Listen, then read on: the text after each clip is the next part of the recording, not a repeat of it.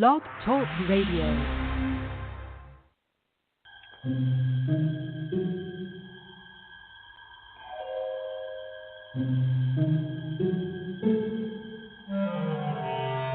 Archangels, ghosts, and Bigfoot, oh my. It's just another night for Supernatural Girlz. Real stories, real answers to life's biggest supernatural mysteries. And now for another exciting interview with paranormal experts from this world and others. Here's your host, paranormal researcher Patricia Baker, on the one, the only, Supernatural Girlz.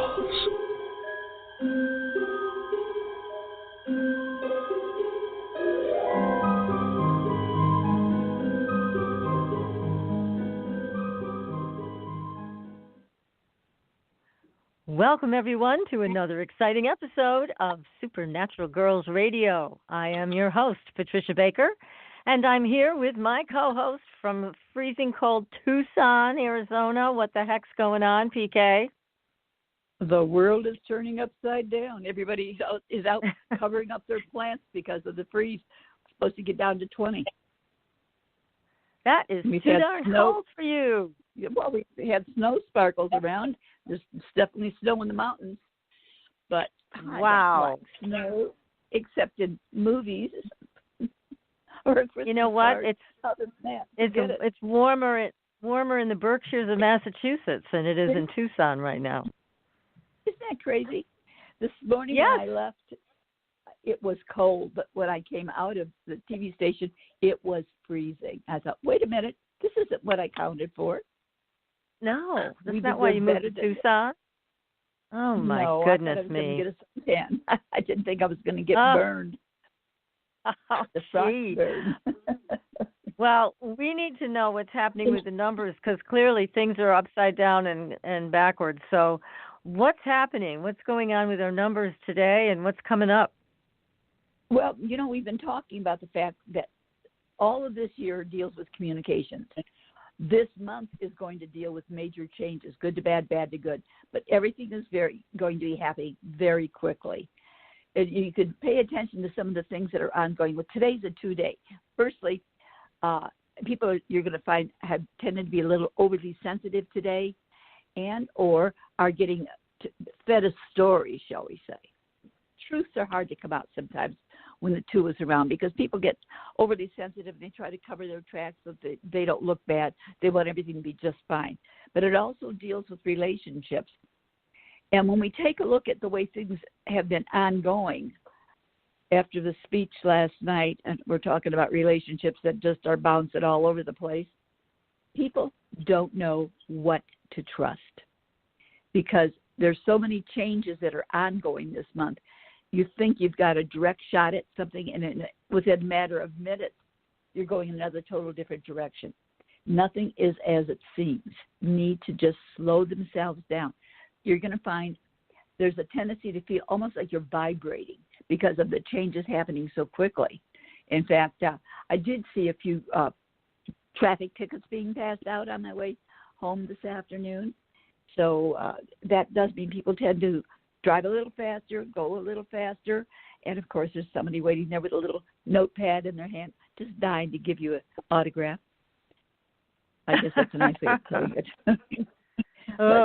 So be careful, everybody. No lead-foot behavior now, huh? No, and the other thing to remember is when the 5 is around us like it is, like I said, we talked about information coming out throughout this year, but the 5 makes us do things quickly and in a hurry. Consequently, we want to do everything fast. That means party hardy and all the rest of the stuff. So there's going to be more traffic tickets, more DWIs, and you're going to see more craziness on the road. More shootings and things of that nature. There's certain elements ongoing. People just don't know how to be kind. Right now, they're in such a state of flux that they don't know which direction to go.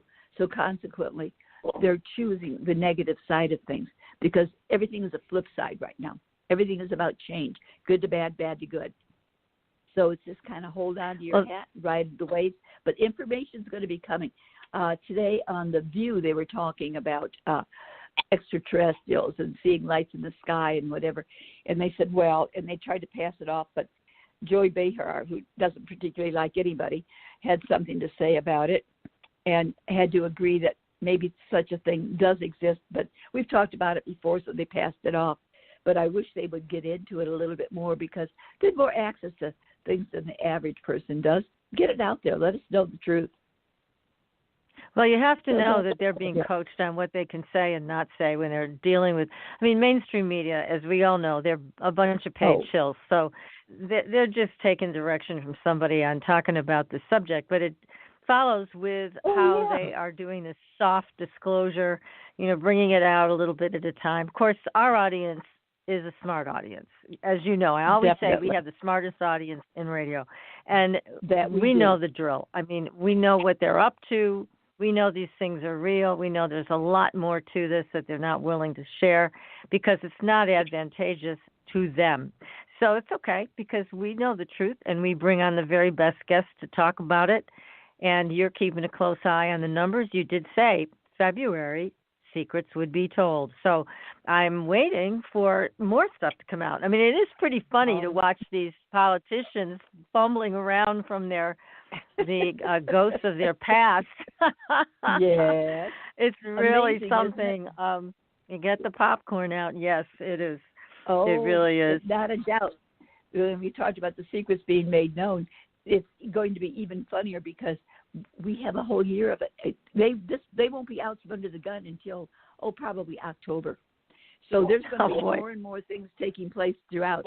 This month, there's a major shift because it's about changes that we deal with, but it also deals with the difference of how people are looking at things. They've tried some of these things, push them under the rug, but they can't do it. And in watching last night, I have to say, whether you believe in Trump or don't believe in Trump, that's neither here nor there. But I thought that Nancy Pelosi, for God's sakes, if you haven't got your paperwork together, stay out in the other room until you get it fixed. She looked like a jackass. Absolutely ridiculous. Well, fumbling with her papers. Really, it was. I was watching all of the comments because they did a live Facebook stream, and all of the comments, I was laughing out loud because they were all ragging on her about what she was up to and the grimaces, her dentures, Botox. I mean, it was just on. And then all of the women in white. The comments were hilarious. And I just have to say to everybody, listen. Our audience, I know whether which way you go, it doesn't matter to me. But in terms of your belief in one party or the other, we don't care. However, make sure that you're not being used. Don't be used to be a part of a divisive agenda. That's all. Mm-hmm. Make sure that you're not being used that way, triggered that way, because that's all a part of a very dark place. And of course, we support the light, we support the truth, and we support unity. So it's a really good thing to come together and to appreciate that we don't want to be used by any political group, and just take a clear look at that. That's all. So we've got things laid out in front of us that we can take a look at, and it's our personal choice what we believe in or don't believe in. But if you don't believe in something, don't make an ass of yourself in front of everybody else. Absolutely it's just like, exactly. And you know that there are groups that trigger us and try to control us, and I don't get involved with that. Get your freedom going. Get your freedom on. Well, listen, talk about communication. And this is the month for it. Well, we have a great guest tonight who we are going to talk to in great detail about communication dreaming. And our guest is amazing, David J. Brown. We're going to bring him on in just a couple of minutes. We're going to find out all about the latest research on lucid dreaming and all kinds of techniques to use, herbs to use, all kinds of things. I'm so excited to have him on the show. I know you are too. He has a great book out, lots of books. This guy is quite the writer. He's written a million. but we're lucky to have him on tonight, and his book is Dreaming Wide Awake. That's what we're going to be talking about. But before we get him on the show, we do have a couple things that are pretty cool. On our Facebook page, and if you're not following us there, you should, because we've got great stories. One of them is a video that you can watch about movie star Kurt Russell, who is a pilot, and he and his son, while they were flying, saw a UFO. So he talks about it. On this YouTube video, he was being interviewed on, I believe it was a morning show, and it's a great interview. You should check it out. Kurt, again, another straight-up guy, just very happy to share the truth, and that's what he does on this video. Then there was a rare fish sighting in Japan. Now, that's not a good thing, according to the Japanese people.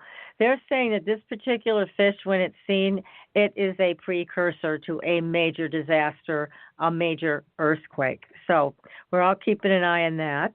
There also is a story about a top astronomer, and this is a wild one. He is saying that there is an alien UFO traveling by Jupiter right now, and he's very defiant about it. He says it is a UFO. It is an extraterrestrial intelligence, and go ahead, prove me wrong. So I like this guy. He's got attitude, he's got great attitude. And so you can watch that video on our Facebook page as well. And there was an event in Tucson yesterday, PK. Yeah. Right in your, and I've been, right in your, yeah, I've been trying to find out the what and the where, and they were talking about it, and something like this happened a couple of years ago also. So this has happened at 2 or 3 different times, but they've never been able to say what it was. No, they don't know. I mean, they really don't know. They said it was a serious event. It was severe, was the rating on the USGS list. They are saying that it was a lot of shaking, and it felt like an earthquake. People were terrified, and it wasn't an earthquake. They said they had nothing show up as an earthquake. It did feel like that to the residents, and then there was a big, boom. So it was enough to scare everybody in that area. There is a listing of exactly where it happened, but they're calling it an unusual geological event. Go to our Facebook page and you can read about it there. And again, we're hearing about this, all these crazy booms and shakings going on around the world. This happened to be in Tucson. So yeah, and I happened to be in the shower when it happened. How about that one? I missed the whole thing. Oh, darn. Go look it up and read about it. It just isn't fair. I heard about it before you did. So anyways, we have a lot of stuff going on our Facebook page, lots of great stories. Be sure to visit the page and like us, follow us. Follow us on Twitter also. Be sure to visit patriciakirkman.com for your own personal numerology reading. And if you want to talk to me about dream analysis and soul realignment, you can just send me an email. I'll be happy to talk to you about all of that and what to do to help yourself get in line and have a better life. That's what it's all about. So, anyways, tonight we have David J. Brown. He holds a master's degree in psychobiology from New York University. He is a former neuroscience researcher.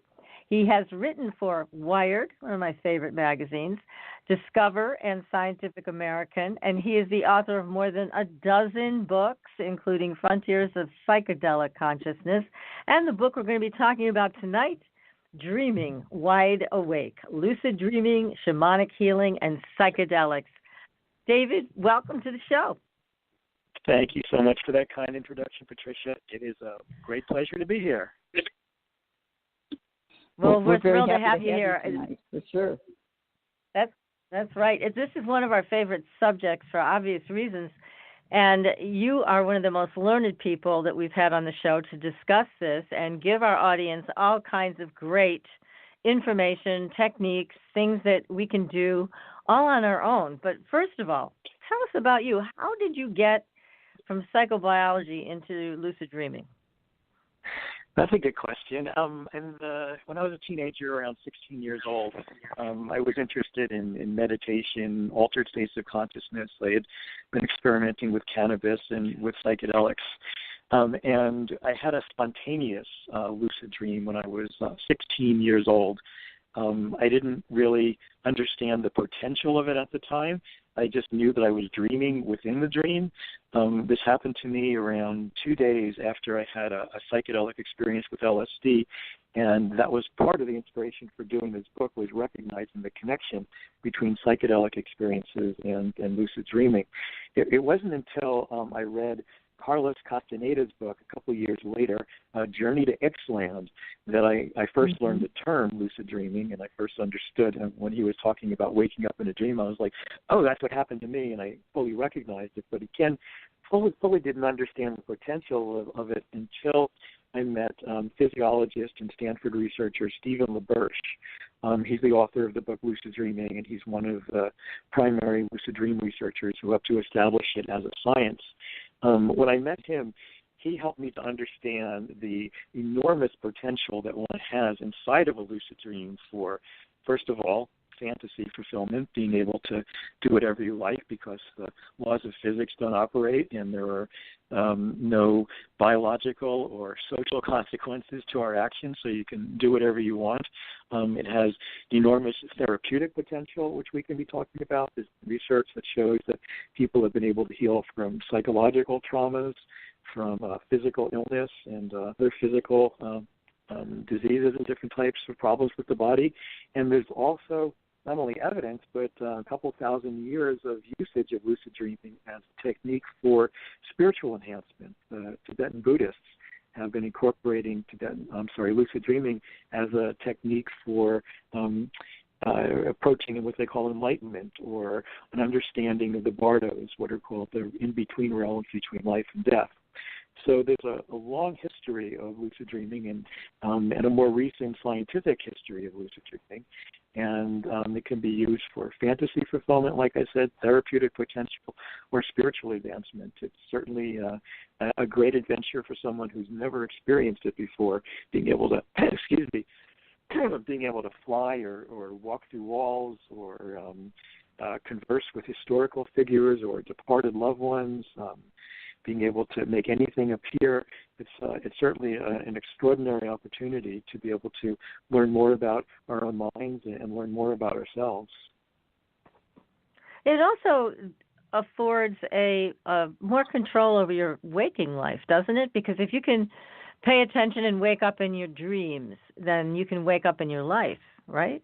Well, you're getting blessed. That's way ahead. Yeah, that's I think one of the most advanced things you can learn from lucid dreaming. Exactly what you described. On a spiritual level, if you learn to wake up in your dreams and understand the role, the incredible power that your mind has in terms of fabricating realities, in terms of constructing realities. When you look around in a lucid dream and see the world as every bit as solid and every bit as detailed as the world looks to you right now, you realize the amazing power that your mind has to construct. Simply from imagination and memories, it can construct your reality every bit as realistic and solid as the one that we're finding ourselves in right now. So yes, that's truly extraordinary. And that was talked about in detail and written about by Carlos Castaneda, one of my very favorite writers.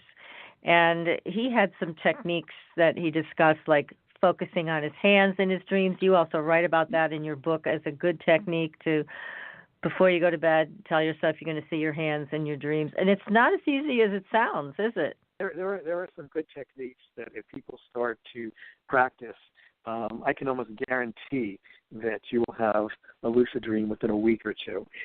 First of all, I'll bet that a good portion of your listening audience tonight is going to have a lucid dream just simply from us talking about it and them thinking about it. So the process of talking and thinking and reading about lucid dreaming helps to increase the probability. Almost everyone reports this. Another technique that you'll want to get to do if you really are serious about lucid dreaming is start to keep a dream journal. write down whatever you remember from a dream the moment you wake up, even if it's in the middle of the night. Turn on the light and write it down. You're going to want to start getting into the practice of this, even if you think that you don't remember any dreams. Even if you wake up and you think, I don't remember anything, then write down how you feel. And if you remember the tiniest little snippet of a dream, write that down and record it. You really want to get into the habit of focusing and paying attention to your dreams, because the more you try to write them down, the more you're going to find yourself remembering, and the more they're going to start to come back to you. That's one of the most important things, really, is paying attention to your dreams. Another technique that I have learned that really helps me a lot is something that Stephen LaBerge, the Stanford researcher who helped to establish lucid dreaming as a science, taught me, was that you should start getting into the habit throughout the day of asking yourself that all-important question: am I dreaming right now? You want to get into the habit of asking yourself that question once an hour or even more so. Really get into the habit of asking it frequently, and when you ask yourself the question, you got to take it seriously. You can't just flippantly say, oh, of course I'm not dreaming, because the whole idea of doing this, that in the waking state, you're going to find that carries over into the dream state, so that when you're dreaming, you're going to find yourself asking the question, am I dreaming right now? Now, what you want to do when you ask yourself that question is take what we call a reality test, because waking reality and dream reality respond in different ways. When you're in a dream reality and you look at a piece of paper and you memorize what the words on the paper say, look away and look back, in a dream the words will almost always change. And in this reality, of course, they stay safe, stay perfectly stable. So that's one of the things. Another really good reality test is to hold your nostrils closed and try to breathe through your nose. Of course, in this reality, you won't be able to do it, but there's a glitch in the dream matrix, and you'll find that you have no problem doing this. And believe me, it is terribly exciting when you find yourself in a dream and you say, oh, my God, I'm dreaming right now, and you look around and you see the world, as real as it looks right now, and yet you know that you're dreaming. It's remarkable. The problem is that most people then get too excited, and they wake up really, really easily. So you want to try to stay calm and keep your mind calm, and try to keep your body as calm as possible so you don't get your heart beating fast and physically wake up. Another really, really great technique is to set your alarm clock around 3 hours before you normally wake up. Get up, go to the bathroom, do a little bit of reading, maybe a small amount of exercise, but not too much. Crossword puzzle, do something to kind of get your mind engaged, maybe for about a half an hour or so, and then go back to sleep. When people do that regularly, they find that around 50% of the time, if they do it regularly, they will eventually start lucid dreaming. It's really good to try to combine these different techniques. To combine the, reality testing, waking up a little bit earlier, keeping a dream journal, getting into the habit while you're falling asleep of repeating the phrase, the next time I'm dreaming, I'm going to remember to recognize that I'm dreaming. The next time that I'm dreaming, I'm going to remember to recognize that I'm dreaming. You repeat that as you're falling asleep. If you start combining these different techniques, also with some of the different herbs and nutrients and drugs that we'll be talking about later, you'll find that most people have a lucid dream within a week or two. That's exciting. And I love what you just shared about asking yourself when you're awake, am I dreaming right now? I think that's a fun exercise to do. I'm not big on waking myself up with an alarm clock, or how about you, PK? But no, I do it all the time. Yeah, right. But I do like, am I dreaming right now? And I understand exactly what you're talking about because I do lucid dream, but I am one of those people who then wakes up.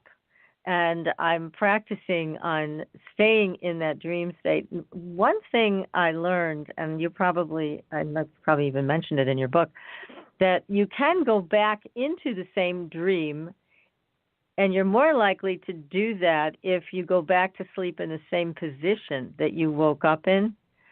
And that just worked. So it's I find it so much. Yeah, I haven't noticed that about the same position. But there were certain positions that are more prone to lucid dreaming. Lying on your back, lying on your right side, people tend to have more lucid dreams. But I find that what you're talking about, I've definitely experienced as well. And I find that the least amount of movement that I do, if I can sort of go back into the dream, if I stay, in a sort of sleepy, non-moving kind of state, oftentimes I can go right back into that particular dream.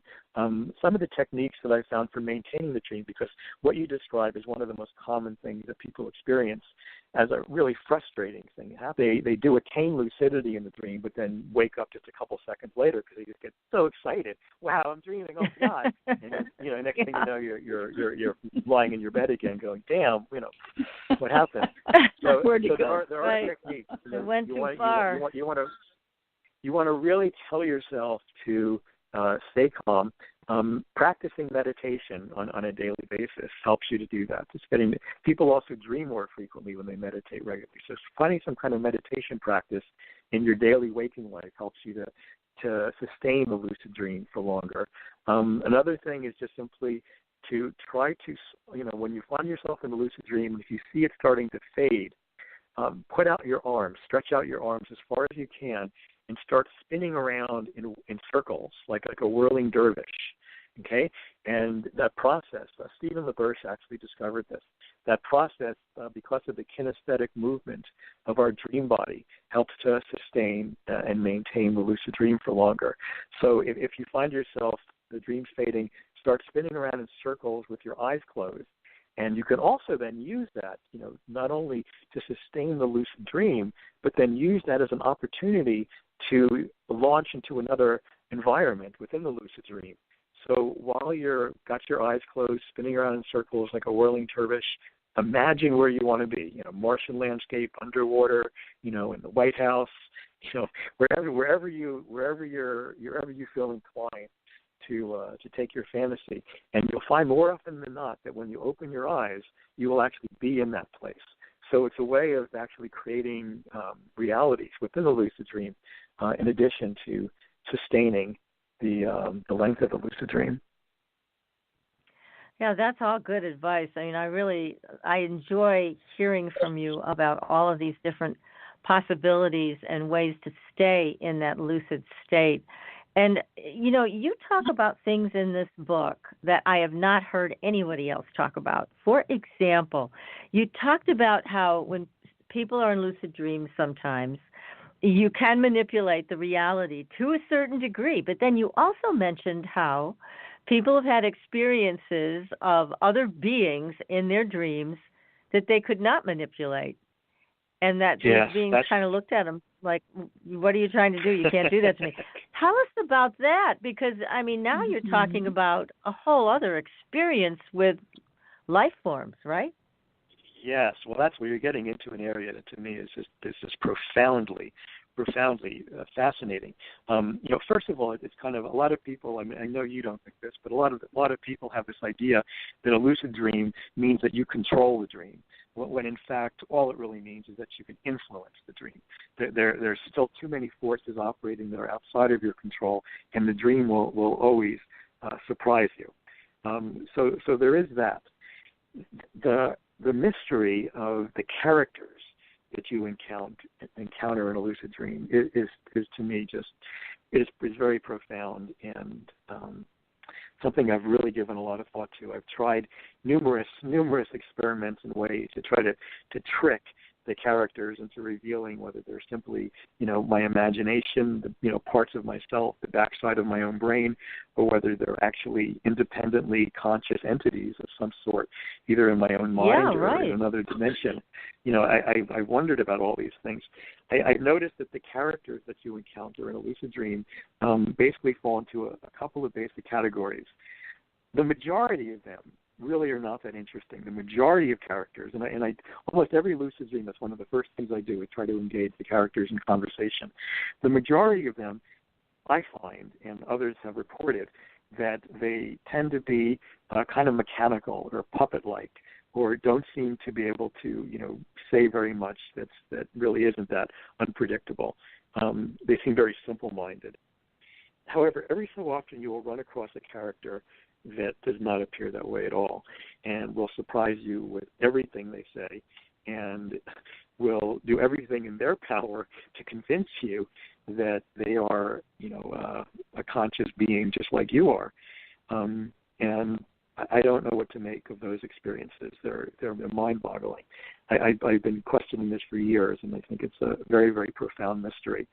But even more mysterious than that is that sometimes you meet beings that not only will convince you of their independent state of consciousness or independent minded thinking, but that actually have a kind of conscious mind that seems to be superior to your own.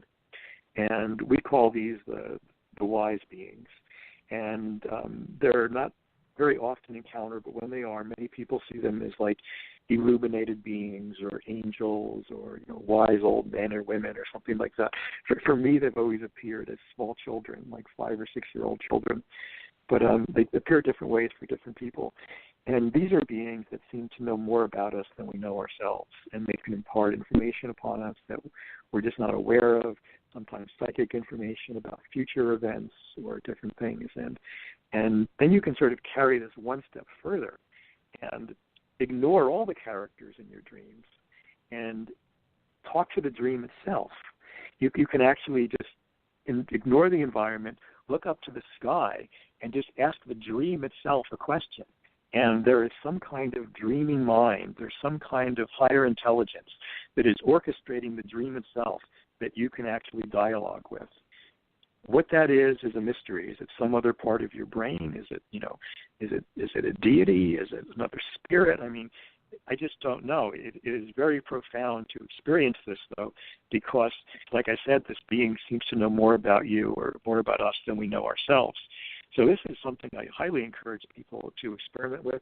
This is a technique, by the way, that I learned from Robert Wagner, who wrote the book Lucid Dreaming, and I try to use it every opportunity I can when I'm having a lucid dream. But yeah, the characters, in a lucid dream are deeply mysterious, and it's very similar. Also, I just want to mention, talking to the dream is very similar to what people experience during a shamanic voyage. When people go down to the Amazon and do the shamanic brew ayahuasca and have a psychedelic or a shamanic or hallucinogenic experience, they often feel that the spirit of the plant is talking to them and can dialogue with them in some way. And this is very similar to what people experience in a lucid dream, that kind of dialogue with some kind of higher intelligence that seems to be teaching us about ourselves and about the nature of the universe. Now, I've heard this referred to as the oversoul, that when people hear that big booming voice or however it comes to them, and it is more intelligent and it does know more about us than we do, I've heard it referred to like that this is the oversoul. Is that a possibility with that experience? Yeah, that's I think that's a great term for it. There's a wonderful book by Jane Roberts. I don't know if you're familiar with Jane Roberts, who wrote the the Seth material. The Seth speech and some of the really, really remarkable, the best books on channeling ever. I mean, really remarkable books. She wrote a novel called The Education of Oversoul 7 that I just love, which is about somebody living 7 lifetimes simultaneously from the point of view of the oversoul. But it's whether we have this kind of like higher part of ourselves or an oversoul, and whether there are oversouls to oversouls, and how many layers there are to this intelligence that we're a part of in the universe, is the greatest mystery there is. It really is. I'll tell you, I had this really interesting experience with a being, and then I shot out of my room.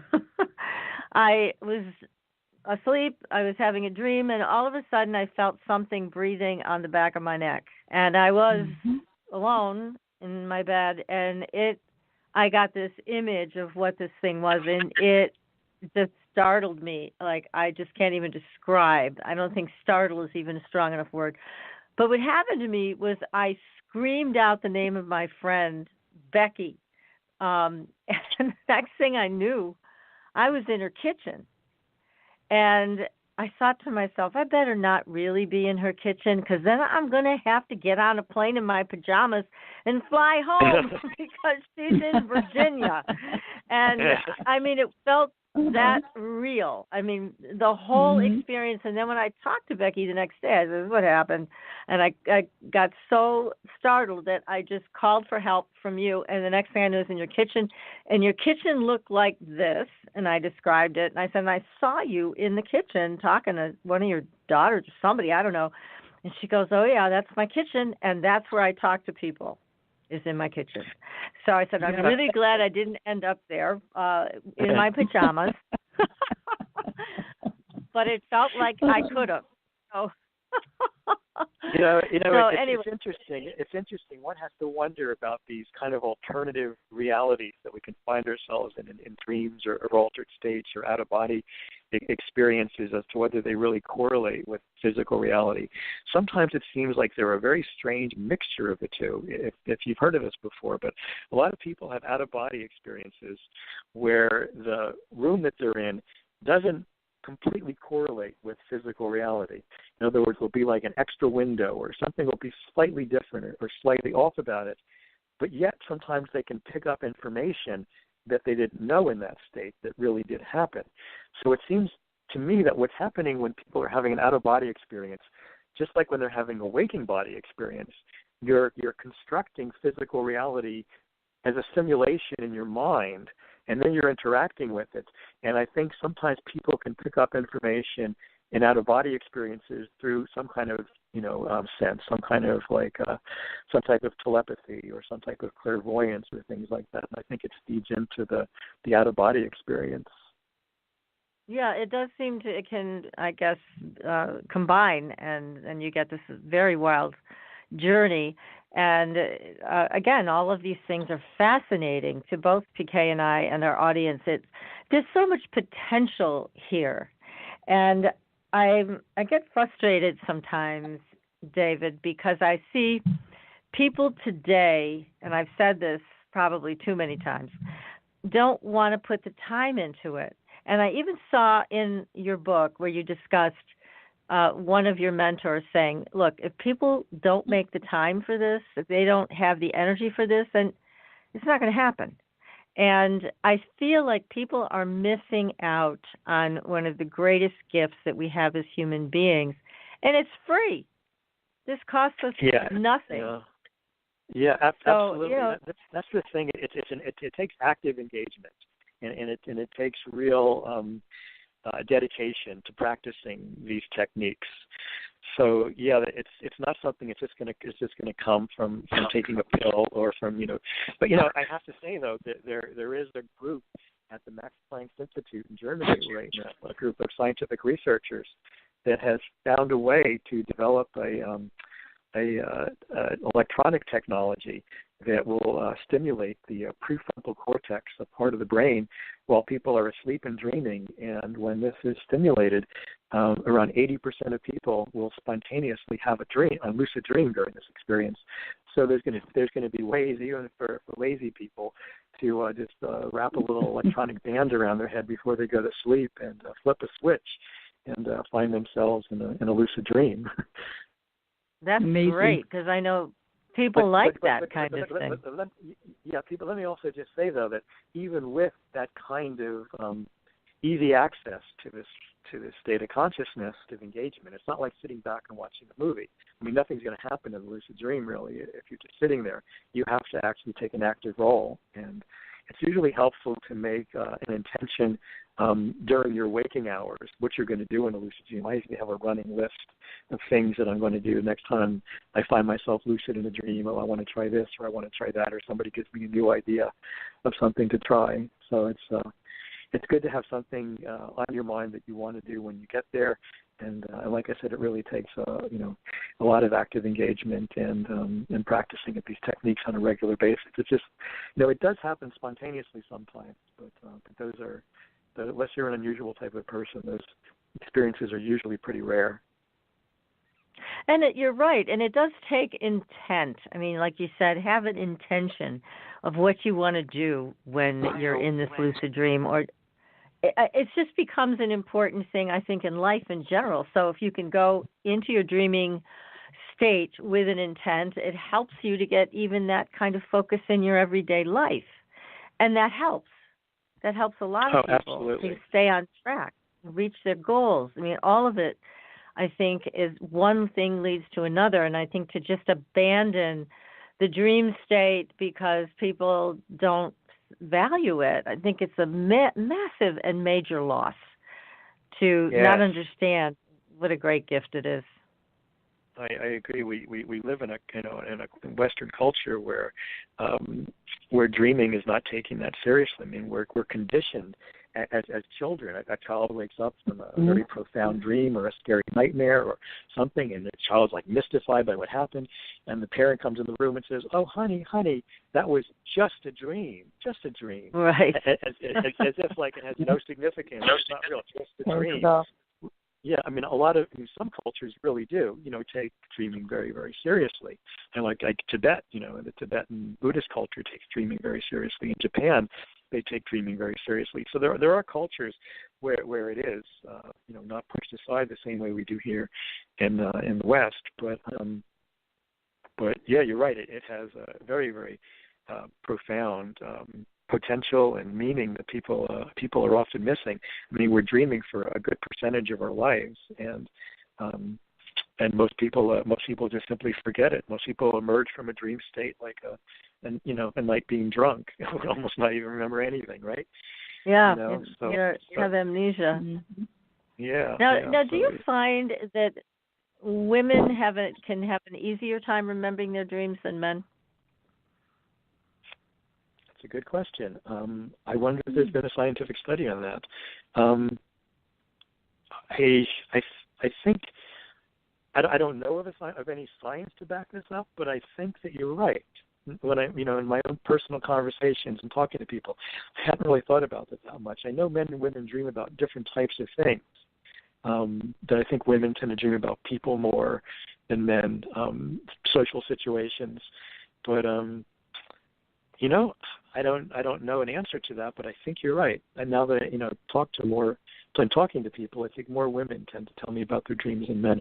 Women seem to pay more attention to their dreams than men, and take more of a significance to them. Yeah, I think you're right. Yeah, I find that so interesting because I know when I was in private practice, I did find that to be true, and I just wondered if you did as well. It just seemed like it took a lot more effort for men to, and also, traditional roles men are involved in the everyday work life, which can be all consuming. But hey, so can women be, whether it's in the work world or as moms, which is a 24/7 job. So I don't know. There is something about women and dreaming that I've always found rather magical. Yeah, or people that tend to be very inner focused, people that pay attention to their inner life, people that are, very, very active in the external world, I think may not notice it as much. Someone who spends a lot of time alone, and that increases the probability of lucid dreaming is daily meditation. So there's something about just getting more in touch with your inner mind and more in touch with yourself that helps people to remember, like I said, keeping a dream journal, paying more attention to your dreams. So. Yes, exactly. Well, another thing that you talk about in your book, which we're going to get into right after the break, is what do you do when you have a lucid dream and it's a nightmare? So, again, you're one of the few people that's brought that up. I want to talk to you about that as well. It's going to be a good one. So, everybody, we're going to take a very short commercial break and come right back and continue our conversation tonight. It's so exciting with David J. Brown, who's the author of a terrific book, Dreaming Wide Awake, Lucid Dreaming, Shamanic Healing, and Psychedelics. So stay tuned, everybody. We will be right back. Are you ready for a new experience of freedom and powerful connection? Would you like a positive, effortless change in your life? Then come to CosmicFusion.com, where we offer the most advanced energy clearing and expansion techniques in the world, with a quantum vortex energy to activate your divine blueprint and life's purpose. When your soul leads the way with cosmic fusion and quantum vortex energy, you can break clear of past difficulties and blocks with the power of the source. With Cosmic Fusion, the source energy does the work for you. It's easy and effortless. Listen to our free meditation right from our Cosmic Fusion website, the Cosmic Code Meditation. Sign up for one of our interactive webinars today. Come to Cosmic Fusion, www.kosmicfusion.com, to experience an effortless awakening and transformation. Are you ready for an upgrade? Are you ready for a new experience of living in the fifth dimensional magic and powerful connection? Then visit CosmicFusion.com today. CosmicFusion.com. Astridian is a family of cosmetic products with 98% pure ionized minerals.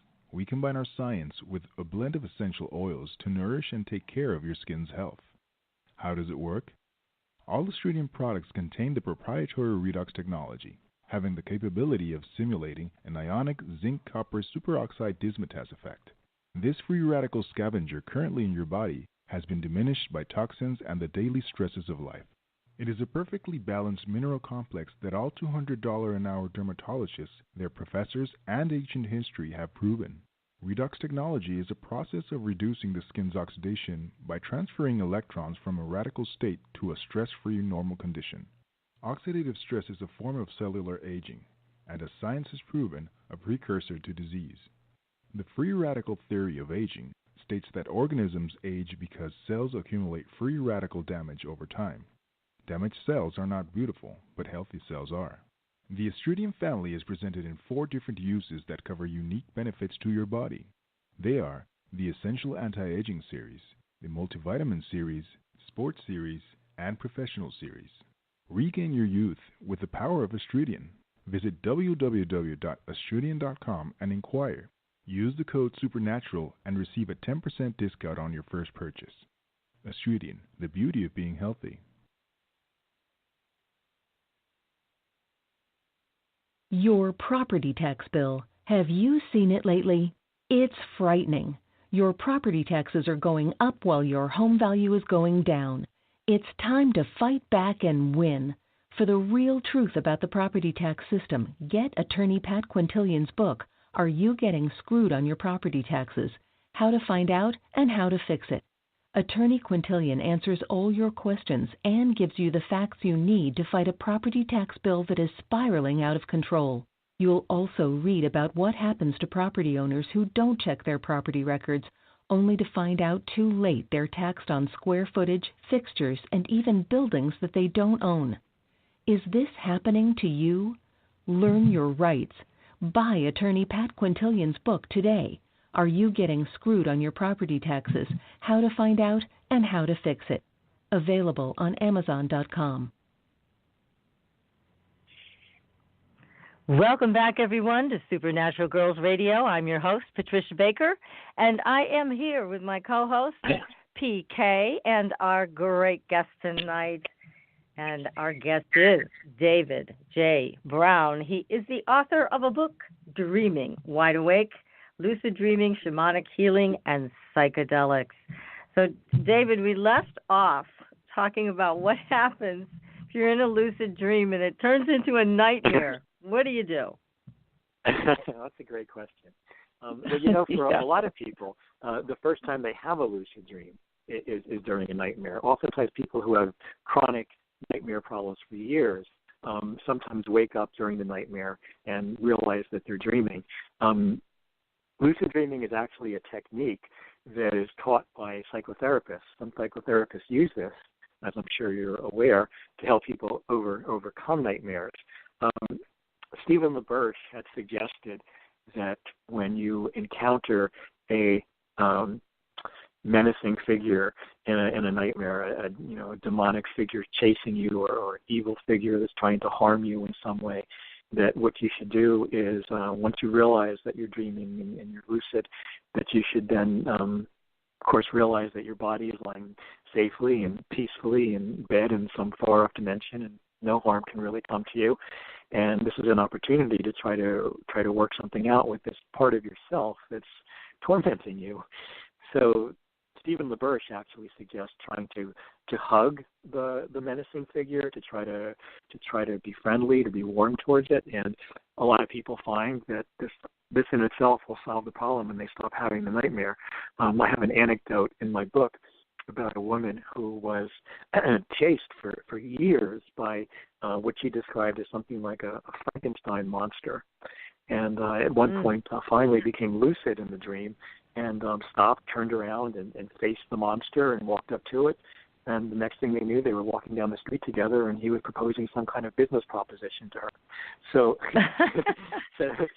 So some people can reconcile lucid dreams sometimes in that way. My colleague Ryan Hurd is quick to point out that this doesn't always work, and that for some people, they find that the menacing figure remains menacing, and they remain terrified in the lucid dream, and they can't wake up from the lucid dream, and they find it extremely frightening to be lucid and stuck in this reality. I had a friend who asked me this when I was writing the book, and I was thinking, God, why would anybody want to wake up from a lucid dream? But she was like, well, how do you wake up from one if you really want to wake up? And I was like, I'm trying to figure out techniques to sustain them as long as I can, wake up. Right. I did find there is a very effective way from waking up from a lucid dream. If you find that hugging the monster doesn't work, you find that trying to face it and confront your fears and recognize that you're safe, if those things aren't working, and you really are terrified in the lucid dream and just want to get the hell out of there, the thing to do is to hold your breath.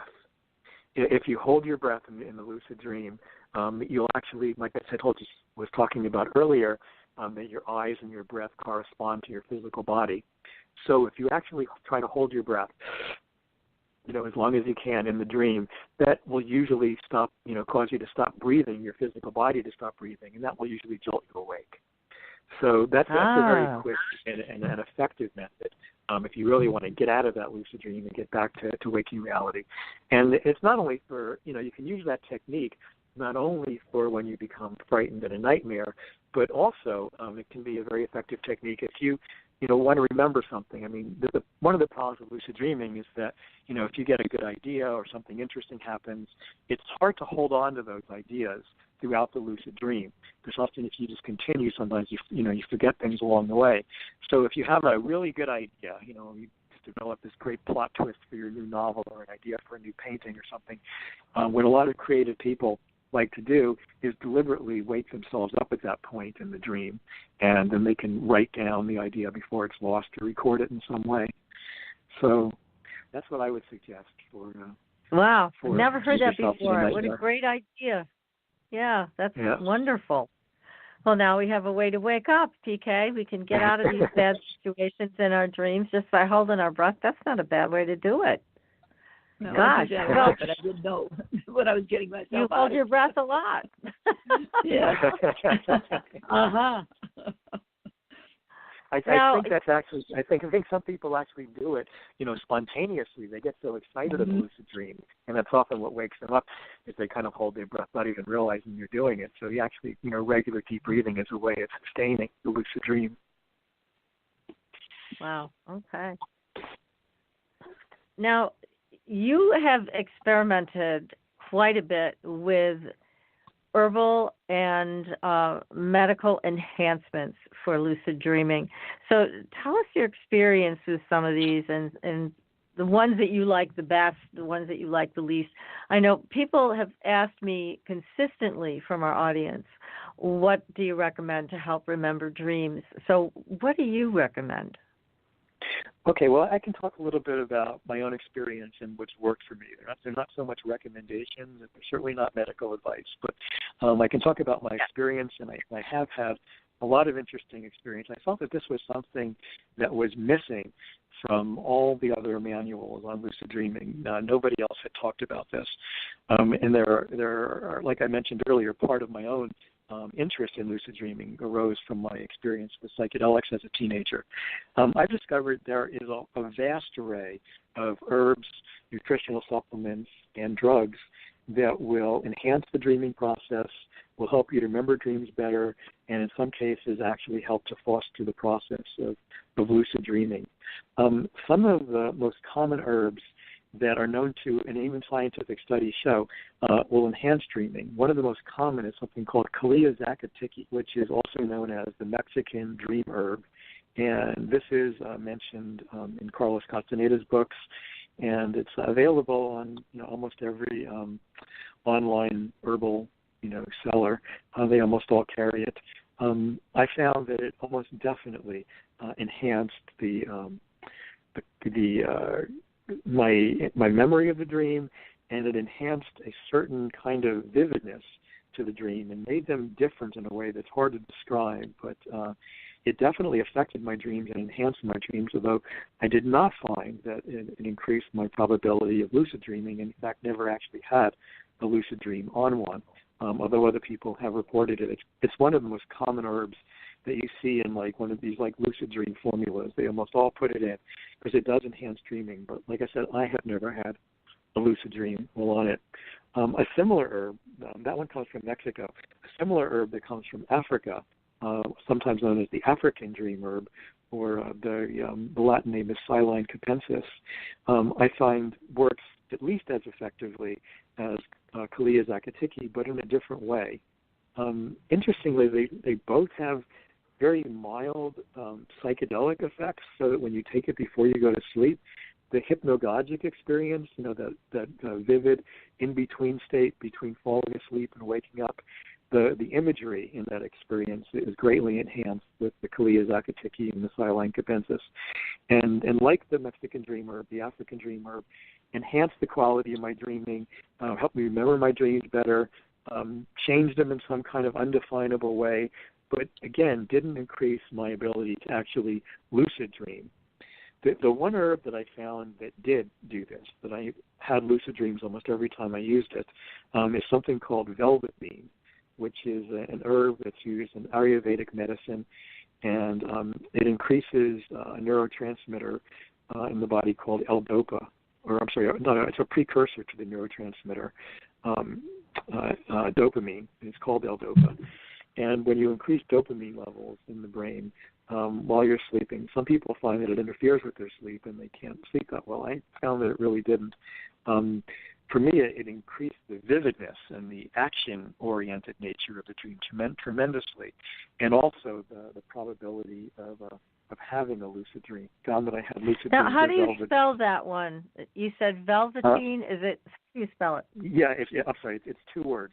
Velvet, V-E-L-V-E-T, and then bean, B-E-A-N. Bean. Okay. Yeah, bean. Velvet bean. Yeah. And it's easy to find online. It's easy to find. All the health food store around here carry it, right? At the local health food store. It's very interesting. It has other interesting properties too. It has sexually enhancing properties, so it's worth trying and experimenting with. Those are some of the more effective herbs that I found for it. Out here, cannabis is now legal, and cannabis tends to inhibit dreaming. Most people find that when they use cannabis, that they dream less. They can't remember their dreams as well. It's a very, very, very common side effect from it. But people do find that if they use cannabis for a time and then stop, then their dreams go wild. They start having dreams like crazy. So that's also another way of increasing dreaming, is by suppressing it temporarily and then letting your natural function return, and people have enormous amounts of dreams. There's a cognitive enhancer, a drug that's used for senile dementia that's available without a prescription. You can get it on Amazon. It's called galantamine, and a lot of people claim that this is the holy grail of lucid dreaming, and Stephen LaBerge even patented a technique for using it because it was so effective. A lot of people report it as being very effective. Ryan Hurd did a study. You can find it online where they found just how frequently it increased lucid dreaming. In my personal experiences, I unfortunately never had one lucid dream with it. I found that it just stimulated me too much. It was like drinking a cup of coffee before going to bed, and I wasn't able to sleep on it. So, yeah, it didn't work that well. Yeah, very well. But that's the one that most people find. That's like sort of the classic lucid dream, enhancer. And for a lot of people, it does work. But if you're a light sleeper like me, you'll find that stimulating. You'll find that Now, it might keep you awake. Let's go back a second to cannabis, because I've heard this complaint over and over again. Because, it's legal here in Massachusetts, both medicinally and recreationally. And people have complained about, they'll take it for even just the CBD oil, which also has a minor amount of THC in it. And it doesn't alter their consciousness, so it appears. However, exactly what you said happens. It does inhibit their ability to remember their dreams. Across the board. This is what's happening. I wonder why. Is there any explanation for that? There's no good scientific explanation, but I have an explanation that I sort of play around with. This is the thing. They've done research where they try to prevent people from having REM sleep. So in other words, when people are in a sleep laboratory, they're monitoring their brain waves, and every time they enter into the REM stage of sleep, it's a particular stage of sleep where people are most actively dreaming, where your eyes are moving rapidly back and forth. If people are woken up during that stage and not allowed to go through REM sleep repeatedly, every night, their brains will try to increase the amount of REM sleep they have, and if they keep getting woken up, they become extremely irritable and almost non-functional. So we know that REM sleep dreaming is essential to a healthy psychological mind. And yet people who use cannabis really generally have healthy minds. There's not something that's being suppressed that would be doing this. People who use cannabis regularly tend to have measurably less periods in their sleep where they're in this period called REM. However, they have more periods where they're in what we call the restorative stage of sleep. So people are actually getting deeper and more restorative sleep when they're using cannabis regularly. My theory about why dreaming is not well remembered is this. I think that when you're using cannabis, oftentimes the insights that people have, what they call the revelations, those creative ideas, are ways for the unconscious mind to communicate with the conscious mind. And I think that's also what dreaming is largely trying to accomplish. That's one of the theories as to what dreaming is doing. It is helping our unconscious or our subconscious mind to communicate with the conscious part of ourselves. So I think that if cannabis is helping us on a daily basis to accomplish this movement from material from our unconscious to our conscious, we may not have as much of a buildup, as much of a need for it when we're dreaming. Oh, that's interesting. So that's one theory. Because, like I said, people who use cannabis, tend to be perfectly healthy psychologically. So, I use cannabis pretty regularly, and I try to stop every so often, specifically because it interferes with my dreams. That's the one side effect from it that I really don't like, because I really do love my dreams. And yes, and cannabis can really interfere, unfortunately. That's a very interesting theory. But it's also a wonderful way to get creative ideas, as I'm sure you know. And large portions of my book, Dreaming Wide Awake, were written under the influence. So it can certainly, I think, help with writing and other forms of creative expression. Yeah, it just shuts down the dreaming process, which is unfortunate for many people who enjoy their dreams. Okay, so keep going. Tell us more. What other types? And one of the things I saw, and PK, I know you must have seen this too, and it surprised me, is that cough medicine. What in the world? How does that work? No. Yeah. Well, that hasn't happened for me. I got that. Because a couple of people reported that to me. There's something in it called dextromethorphan, which is actually a dissociative anesthetic, and for some people that actually in small amounts when they take it before going to sleep. Some people have reported having lucid dreams. I have a friend who told me that used to happen every time.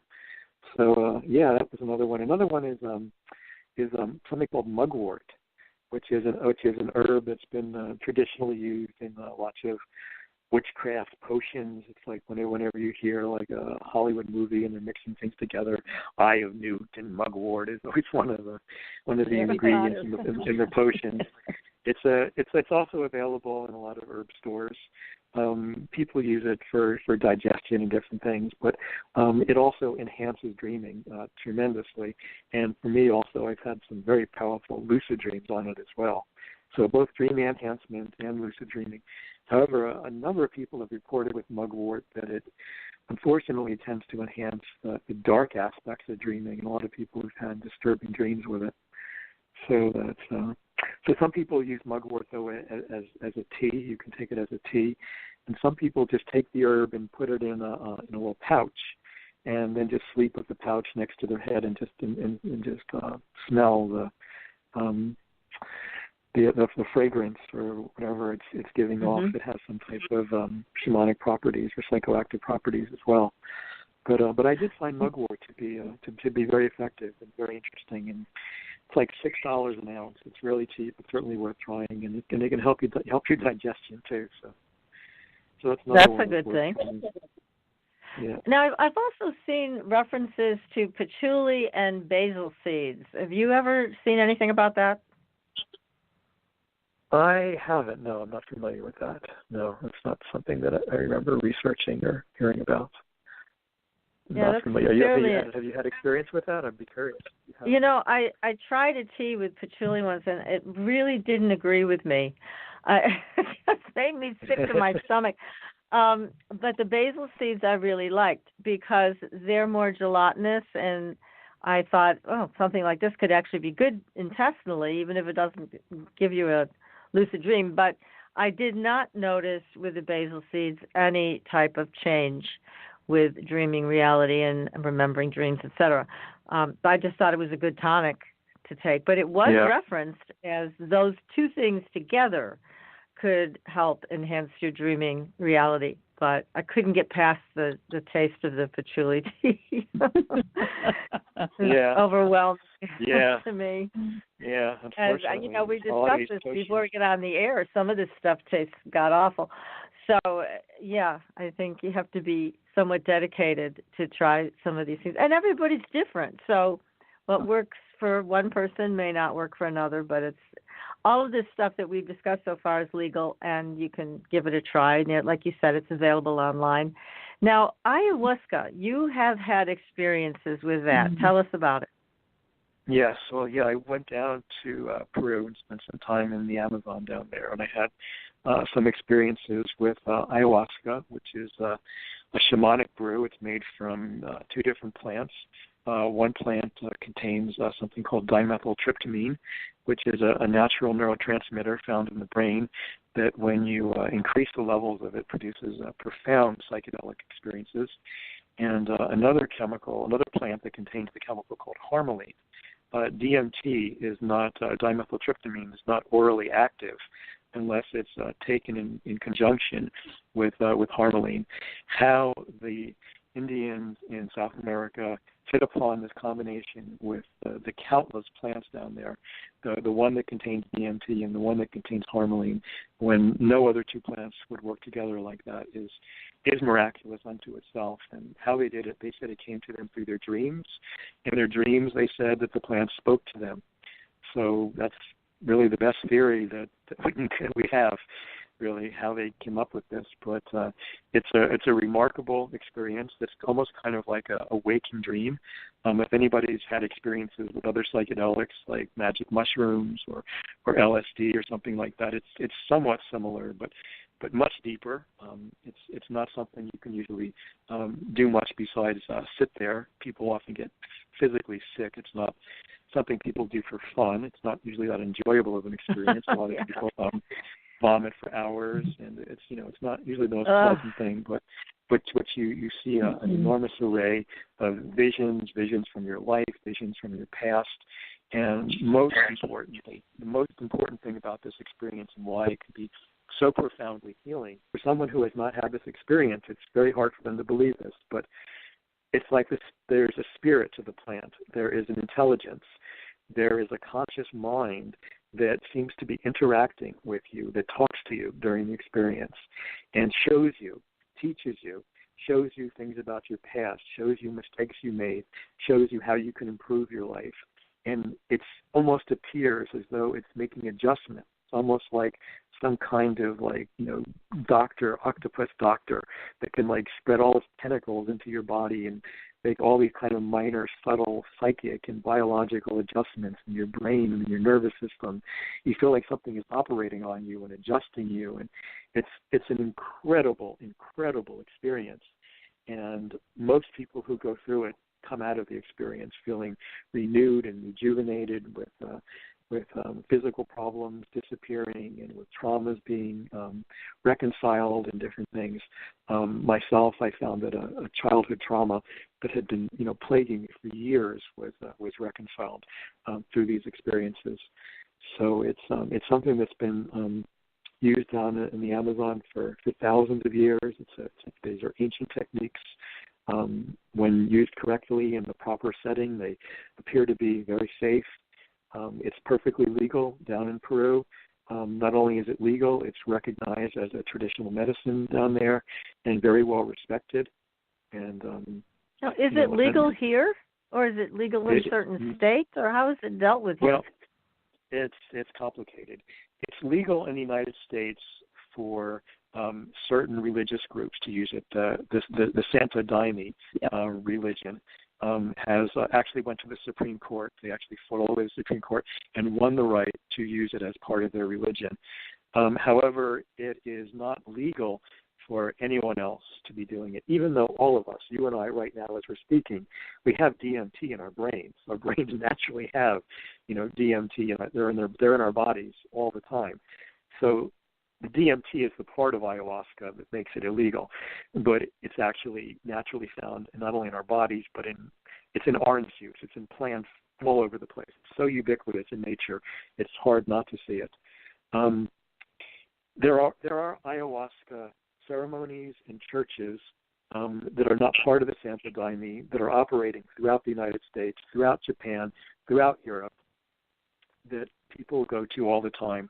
I have never heard of anyone being arrested for any of these things. I think that they're sort of kept under the radar, and people are doing these things primarily either for health reasons or spiritual reasons. It's something people don't seek out for fun. Nobody gets addicted to this for sure. People are usually reluctant to even do it again. But people find that they can they can actually cure addiction to it. Helps people to get over alcoholism, opiate addiction, and there's addictions in people's lives that are unhealthy. Ayahuasca tends to improve. There's been a number of studies that show this, but unfortunately, right now it's still illegal. But I think these things are changing. It's like cannabis is now slowly becoming legal, and I don't know if you're aware, but in Colorado and Oregon, they're going to be on the ballot to get magic mushrooms, psilocybin mushrooms legal. I saw that. Yeah. Yes, and they're using it to help patients with mental illness, and they're finding a real benefit with post-traumatic stress disorder. So that's amazing. Yes. And so what a wonderful alternative. So so there's at Johns Hopkins University right now. There's an enormous amount of psilocybin research going on, initiatives on the ballot to get it legal. There's now a hospital in Australia that's utilizing it. So there's definitely a change in mass consciousness around these things. So I wouldn't be surprised if ayahuasca is legal in 5 or 10 years or so. That would be very cool. Now, you said there's 2 plants involved in creating ayahuasca. One is what, Kappa, and the other one is what?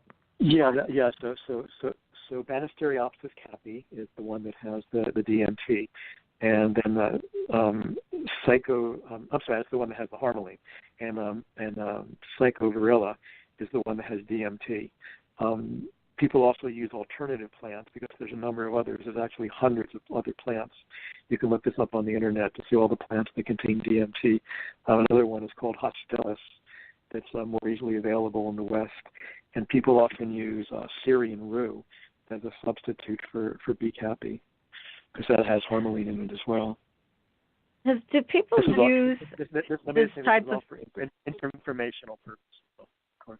Right, exactly. But do people use ayahuasca just as not as just a ceremonial experience that's so intense, but just like having a cup of tea? Can you have a cup of ayahuasca that is not going to send you into another reality, but you just do it for health reasons?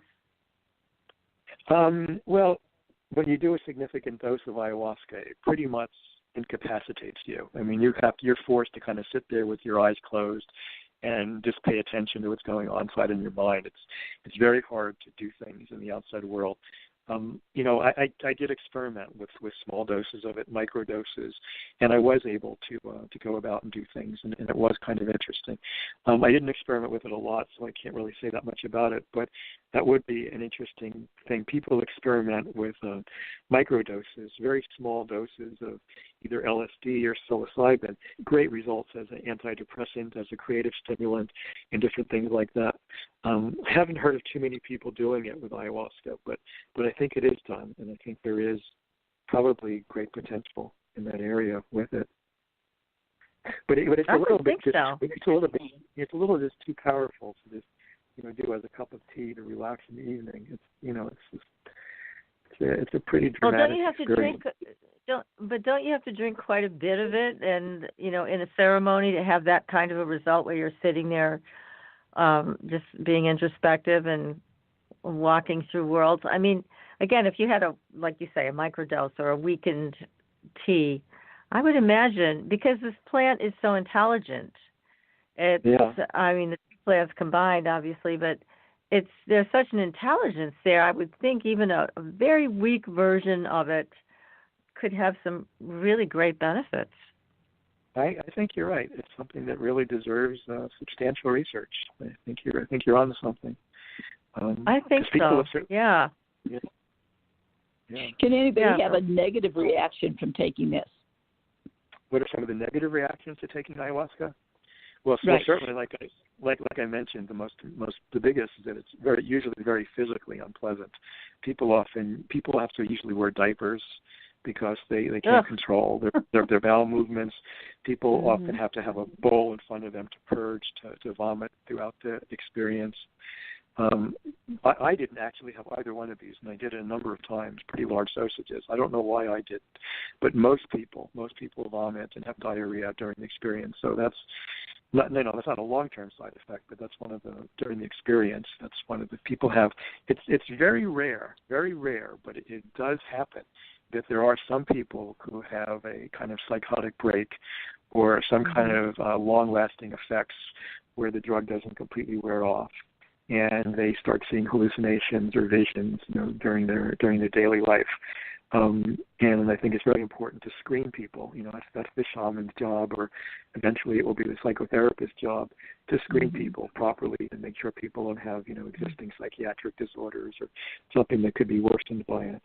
Because, in a few rare cases, there are some people where the effects seem to last longer than the 4 to 6 hours that they should. But like I said, that's rare. Most people that go down, really do have positive experiences, and for the most part, seem to benefit from it. Well, has anyone had allergic reactions to the chemicals in it, to their own body type, not just the hallucinations, etc., but a physical health effect because of it? Well, I'm sorry. You know someone who had an allergic reaction, or can? Can or does? I haven't heard of it. I think people can have allergic reactions to anything. There's almost nothing that people can't have an allergic reaction to. Right. So I haven't heard of that being very, very common. Of course, the most important thing, the most I should mention, every shaman who initiates this, an ayahuasca ceremony has to, first of all, make sure that everyone has been off of serotonin reuptake antidepressants for at least 2 or 3 weeks, because this is how people have died from it. Because that can cause a hypertensive reaction that could be deadly, or serotonin syndrome. So that's certainly the most their shamans need to screen people for, because that's something you don't want to make a mistake with. Yeah, well, that's yeah, what I wonder, really. how it would affect some people. I'm sorry? That's why I was wondering how it would affect some people from that very standpoint. And should they have someone with them when they partake of this, as opposed to doing it on their own? Yeah, I think that I highly recommend anybody who wants to do ayahuasca should go down to Peru where it's legal and find a really well-respected, reputable shaman who can really be trusted, because you're going to be in a very, very vulnerable state, and it is very important to be with someone who knows what they're doing, who's had a lot of experience with this, to knows how to handle it when you're having a difficult time. And yeah, I would definitely not recommend somebody do this alone, especially a first time. Yeah. Well, that's what I was wondering about. Yeah, absolutely. Amazing. So, what other types of events or I guess concoctions like this can people experiment with in another country because it's not legal here? Is there anything else, or is ayahuasca it? Oh no, there are others. Well, down in South America, there's a cactus called the San Pedro cactus, which contains mescaline, which is the active component of peyote, which is now unfortunately an endangered species. Peyote takes around 12 years to grow from root to button, and people have been going out to the deserts and just collecting them and killing them. So there's been it's very sad, but peyote is now almost extinct. However, really? That's horrible. Yeah, that's very sad. However, the San Pedro cactus, which contains the same active component, although in not quite as significant of a quantity. There's less of it, so you have to have more of the cactus. But San Pedro is a very quick growing cactus, and it grows all over South America. It's actually legal in the United States. Believe it or not, it's not legal to cut it up and do it as a psychedelic, but it's legal to grow it in your front yard if you want to. But they have ceremonies down in South America, in Peru and Brazil and Ecuador, where you can take the San Pedro like you take the ayahuasca in a ceremonial setting for healing or for spiritual reasons. Another probably one of the most important psychedelic drugs that we should mention in this area is something called ibogaine, which comes from the African root or African bush called iboga. And ibogaine is maybe one of the most powerful. If ayahuasca, it's sort of a toss-up between ayahuasca and ibogaine, powerful. But ibogaine can last for over 24 hours, and it's much more physically dangerous than ayahuasca. A few people have died on ibogaine and iboga. But the amazing thing about iboga and ibogaine is there are now clinics in New Zealand, in Holland, in Canada, several other places around the world, because it's such an incredibly effective treatment for opiate addiction. Really? So it breaks their addiction. Okay. Huh. It's amazingly effective. People who go in addicted to heroin, it will eliminate the withdrawal process. They do not even have to go through the withdrawals. And then during this kind of very intense 24-hour psychedelic experience, the plant teaches them, shows them how they got addicted to the opiates, why they got addicted, what they can do, and how they overcome it. And the majority of people are then clean from opiates for years after doing ibogaine or iboga. So this is something that deserves more medical study. Like I said, there's a couple dozen clinics around the world that offer this. And the other interesting thing about iboga, ibogaine is the active ingredient in iboga, is I have in my book, Dreaming Wide Awake, some anecdotes from a friend in Italy who was using microdoses of iboga as a way to stimulate lucid dreaming. So he found that taking daily small doses of iboga every night during that period of the 2 weeks that he did it, or whatever the length of time was, that he was having very, very long lucid dreams that he was forced to actively engage in during the process. And somebody else told me who participated in an Ibogaine ceremony that they had a lucid dream that night. So it's not only an effective treatment for opiates, but also a lucid dream stimulant in some way. But like I said, I'm sorry. Is this one legal or not?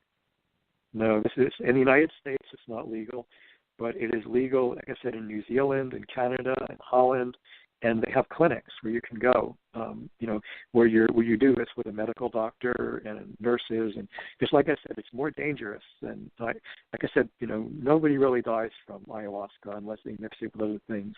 There's not really any substantiated cases. You keep hearing about cases, but they're almost always due to something else, mixing it with antidepressants or something like that. People actually have had heart attacks on Ibogaine, so they really need to be done with medical supervision. Especially if somebody's in frail health. So there is that that aspect of it, and it is legal in these countries. And the MAPS Institute, the Multidisciplinary Association for Psychedelic Studies, an organization here in the United States that I worked with for 5 years, they're doing research right now at some of these Ibogaine clinics to see how effective they are in treating opiate addiction. But for people that are horribly addicted to opiates, this is like, for some people, it's a miracle cure.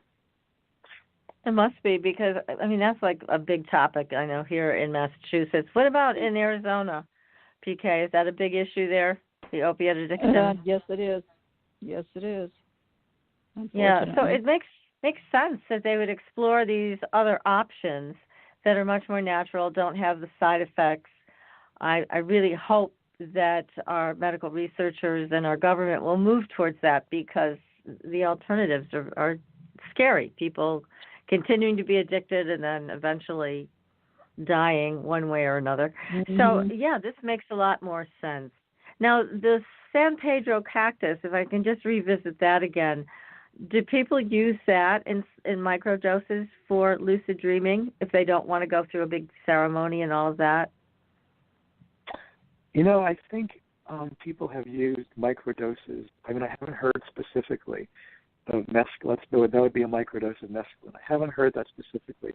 Out of all the psychedelics, mescaline tends to be one of the more stimulating, and long-lasting. So I'm not sure how well that would work for lucid dreaming. Yeah, exactly. I've never tried it. I don't know of anyone who has, but I have heard of people doing microdoses of magic mushrooms, very, very small amounts before they go to sleep, and that stimulating lucid dreams. So, gosh, it's so fascinating, this whole topic, David. We can't thank you enough for such an exciting and wonderful show tonight. You just gave us all so much great information. And everybody that's listening, there is so much more information we couldn't even get to tonight in David's excellent book, Dreaming Wide Awake, Lucid Dreaming, Shamanic Healing, and Psychedelics. And David, if people want to reach you, do you have a website or a Facebook page where they can join you? Yeah, actually, probably my Facebook page is probably one of the best ways to just find me. Just David J. Brown on Facebook. My website is www.mavericksofthemind.com, but I'm very active on great. Facebook. And that's a great way to reach me and stay in touch with what I'm doing. So thank you so much. These were great questions, and this has been a lot of fun. Let's do it again sometime.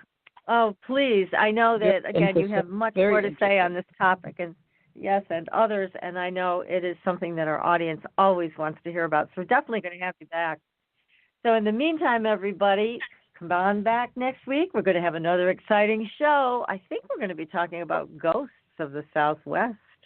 Don't miss it. Yeah. And until then, we will see you on the Blue Highway. Good night, everyone. Good night. Thanks for listening. Tune in next week for another radio adventure with Supernatural.